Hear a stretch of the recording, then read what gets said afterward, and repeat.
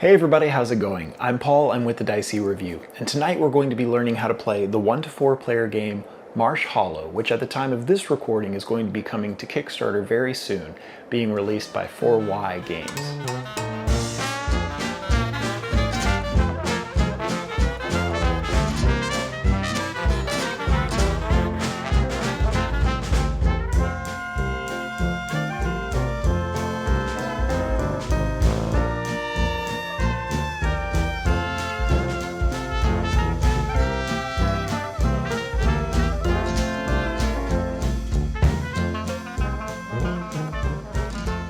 Now, as I mentioned at the start of this video, this game is coming to Kickstarter soon, which means that this is a Kickstarter prototype copy of the game. And even though it looks fantastic already, some components or art might change slightly throughout the design and development process during and after the campaign. And even though this video has the most current rule set as of the time of this recording, once again, things might change slightly before the game is fully produced and on your table throughout the campaign or during the development process. Marsh Hallow comes with all of the components that you see here, including 25 Animal Friend cards, 4 pencils, a book of map pages, a book of dashboard pages, and a tuck box so that you can store cards in between plays. To begin setup, each player will receive a map page, as well as a pencil or any other erasable writing utensil they want to use. Then, players will place the deck of cards in the middle of the table.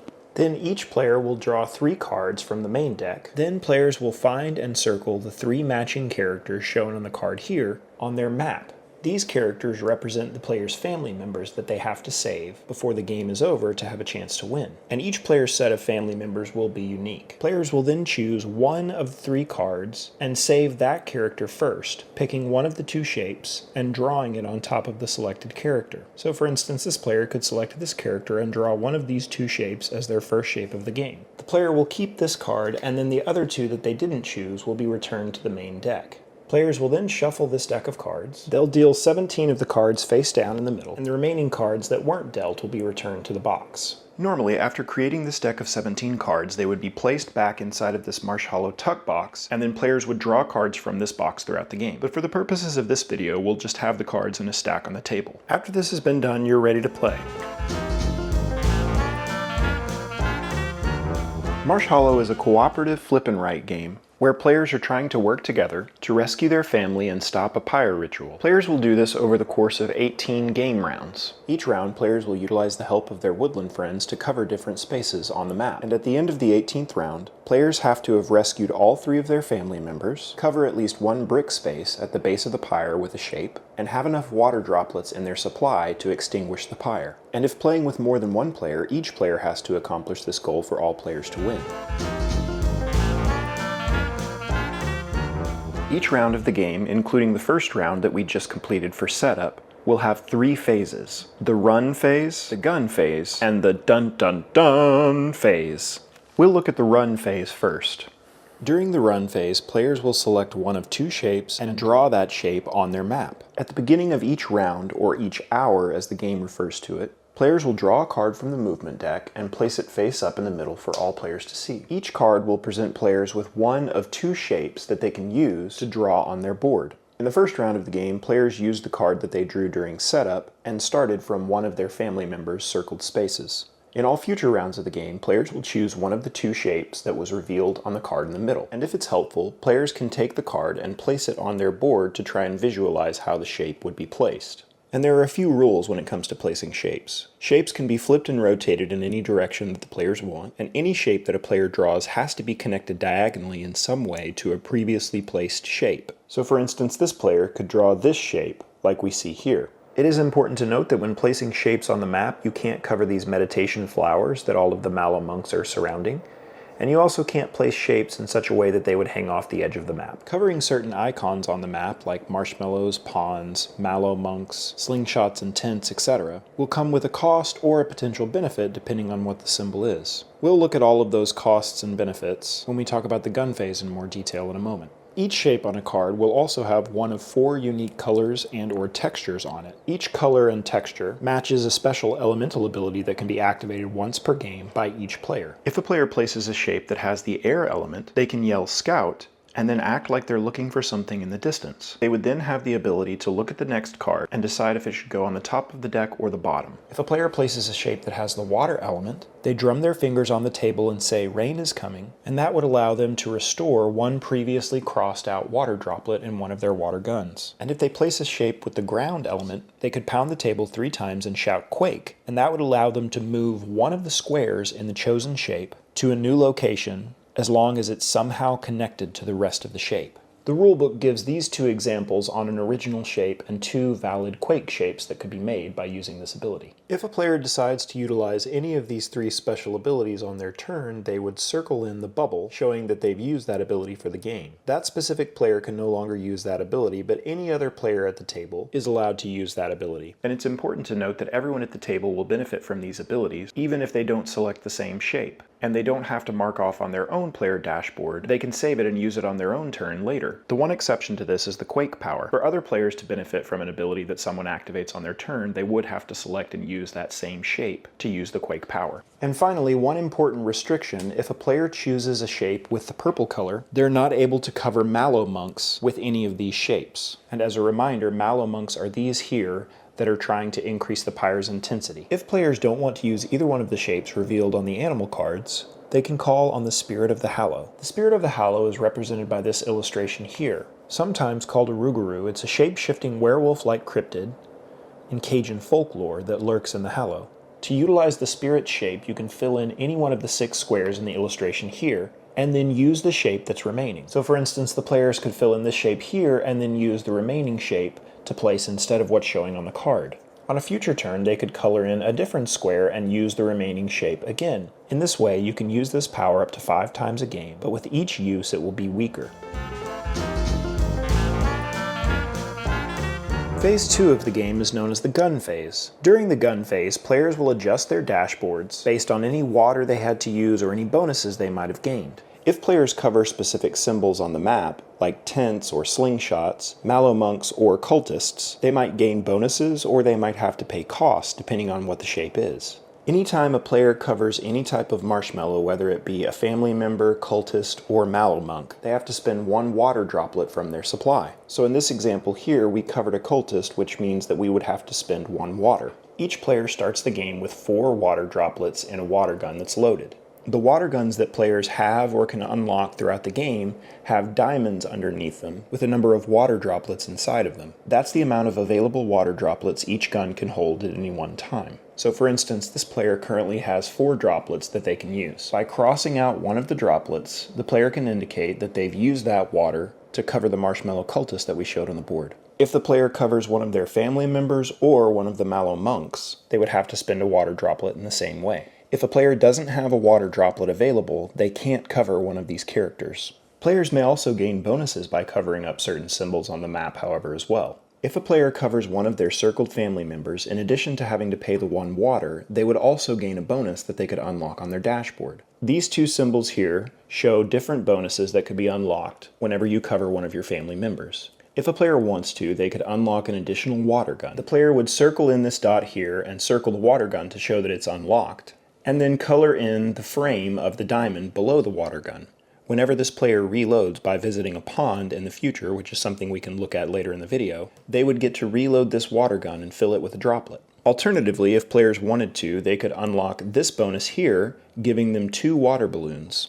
Water balloons are useful because they would allow you to do one of 3 things. If you cross out one of your water balloons, you could cover an extra space next to any shape on the map at any time. This could even allow you to cover a marshmallow without spending a water droplet. You can also use water balloons to cover a marshmallow without having to spend a water droplet. And you can use water balloons at slingshots, which is something that we'll look at here in a moment. If a player covers a slingshot, they can utilize the slingshot's abilities to help either themselves or their fellow players. If a player covers at least 1 space of a slingshot and they have 2 water balloons in their inventory, they can cross off both water balloons and then completely cover all 4 of the Mallow Monks around one of the Mallow flowers. This can be either on their map or one of the other players' maps. It's important to note that if you're using the water balloons launched from a slingshot, you would cross out all 4 of the mallow monks around a meditation flower that you want to. You wouldn't be able to navigate from these mallow monks. They're simply crossed out. If a player covers both spaces of one of the slingshots, they can slingshot the shape that they covered the slingshot with to another player's map. So for instance, if a player covered 2 shapes of a slingshot with this big L here, they would be able to sling that shape over to one of their fellow players' maps, and they could use that on their board. It's important to note that using this ability where you sling a shape over doesn't cost any water balloons. If a player has covered one of the 3 ponds during their run phase, they get to refill their water guns. So for instance, if a player had covered this pond up here, they would cross out any remaining water droplets that they have in their current loaded gun, essentially losing access to these droplets, and then filling all of the available droplets on the next row down, including refilling any new guns they might have gained. If there's an empty square for a gun that they haven't quite unlocked yet, they would simply cross out that diamond. In this way, players are allowed to refill their water guns up to 3 times per game. And if a player is able to visit all 3 of the ponds, they would immediately unlock the hurricane water cannon indicated by this symbol down here. They would shade in this shape showing all of the available water droplets, and they would immediately gain all of those water droplets. If the players cover up one of the spaces on a tent, they would be able to immediately unlock one of 3 bonuses of their choice. They could unlock a 4-capacity water gun, they could unlock 2 more water balloons, or they could unlock this ability, which would immediately erase up to 4 used water droplets in equipped water guns.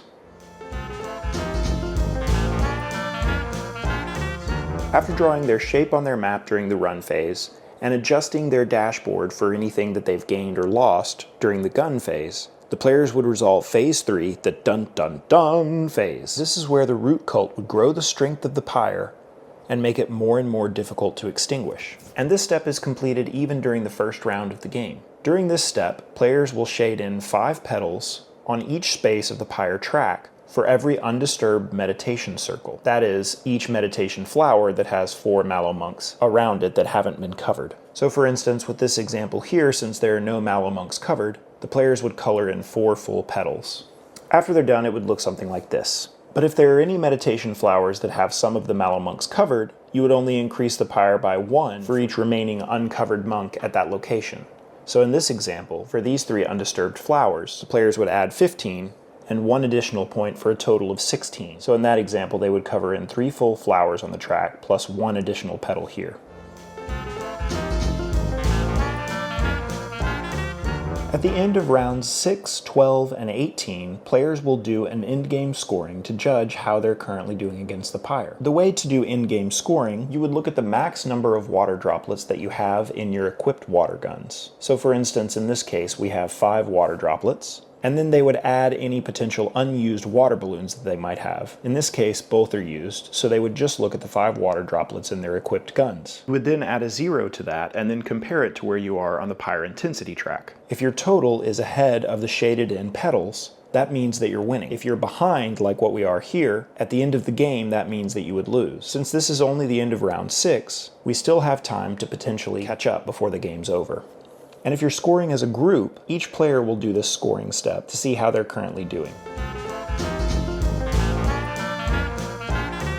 After 18 rounds, the ritual would end and players would win if they've completed the following objectives. First, they need to have rescued all 3 of their family members. Then, they need to have enough potential water droplets to extinguish the Pyre, and make sure that they cover at least 1 of the brick spaces at the base of the Pyre. At the end of the game, just like in the previous scorings, the players would look at all of the potential water droplets they have in any of their equipped guns, as well as any remaining balloons they might have, and then add 0 to that number. So in this example, the player would have 20. 10 from their gun here, 9 from their guns here, and then 1 remaining water balloon. So in total, they would have 200 points. If 200 is greater than the amount of petals that's shaded in, that player would have a winning score.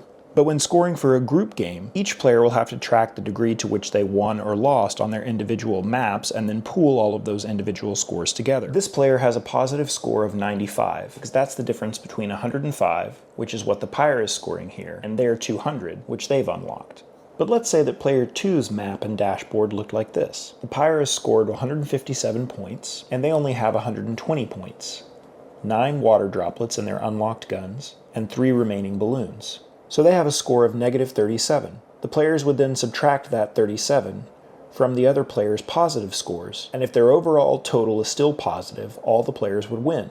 Assuming, of course, everyone had met the main objectives of rescuing their family members, covering at least one of the base spaces, etc. If the player's score is less than 0, or if they fail to rescue one of their family members or cover up one of the brick spaces at the bottom of the pyre, all the players would lose.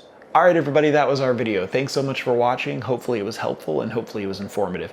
If you still have any questions about how to play the game after watching the video, make sure and comment below or email me directly at thediceyreview@gmail.com and I'll be happy to answer those questions for you if I can. As always, if you're enjoying the content that we put out, make sure to like this video, subscribe to the channel, and click the bell icon to be notified whenever we put out new content in the future. Alright, thanks so much for watching everybody. Until next time, I'll see you at the table.